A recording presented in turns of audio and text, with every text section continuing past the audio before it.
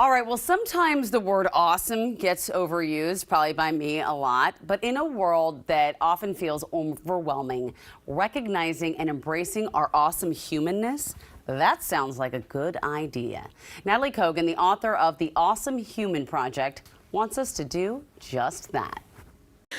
The biggest thing that I've been seeing is we have all gotten disconnected from the goodness in ourselves, the uniqueness in ourselves. You know, our brain has a negativity bias, so it tends to focus on all the things that are wrong, including in ourselves. And I felt like we had this pandemic of self-criticism going on. And so a big part of the inspiration was to write this book to help people embrace their awesome humanness. And the other part I was seeing is something I've gone through, which is a lot of burnout or being on the edge of burnout and really getting to a place where people were telling me they didn't feel like they were living. They just felt like they were in maintenance mode. And so I wanted to write a book to share these skills to help us truly thrive, not just make it through the day. That is such a good point. A lot of it, I feel like I was living on autopilot for so long. You know, you say challenges in life are constant. The struggle is optional. Tell me about that. What does that look like? We have this meme in our society of like, the struggle is real, you know, like we must feel the pain. What's real is challenge in life. I mean, look, we're living through a pandemic. It's a huge challenge. Challenges come, they're on the outside, they're external, we can't control much.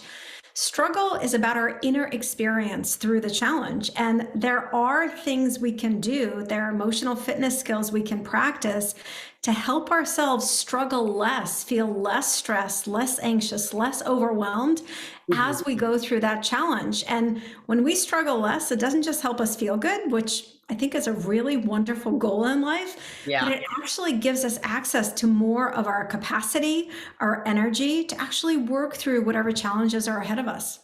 Okay, I want to go back to those emotional fitness skills because that sounds handy. Can you share one or two with us and tell us why it's important we focus on emotional fitness?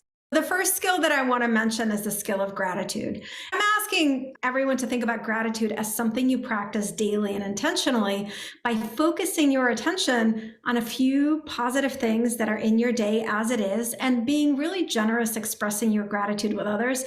Gratitude is the emotional fitness skills that helps us to even that out, that reminds us, hold on, there are things that are wrong, of course, but there are also things that are good. There are people you appreciate. And there's a lot of research that shows it really builds resilience. That helps us to get through a lot of challenging times. So that's a skill I would start with. And one more, if I may, is the skill of self-care.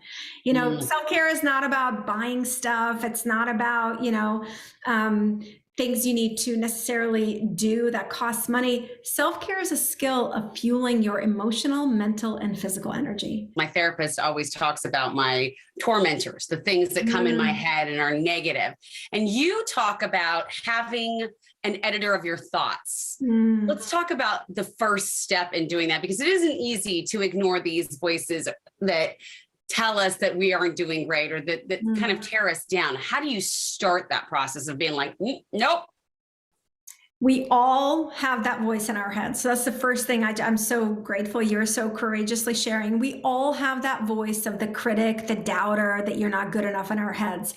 And the beautiful thing to recognize is just because your brain gives you that thought doesn't mean you have to go along with it. And that's where my concept is, you are the editor of your thoughts.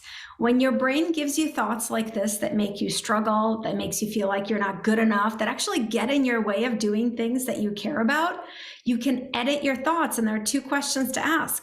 The first is this thought true? So when your brain tells you like, oh, you're not good enough, you're not successful enough, you're not this enough, well, what are the facts to support that? You know, enough compared to who? And the second question to ask to edit that thought is this thought helpful? Does going along with this thought, does it help me do the things I care about or feel the way I want to feel or do things that are meaningful? And it's a really, really powerful practice. But at the core of it is this understanding that the brain gives us a lot of thoughts that are not rooted in fact or objective reality, and we get to edit them to struggle less. I love the idea that I'm the editor of my own thoughts. Thanks to Nataly for that.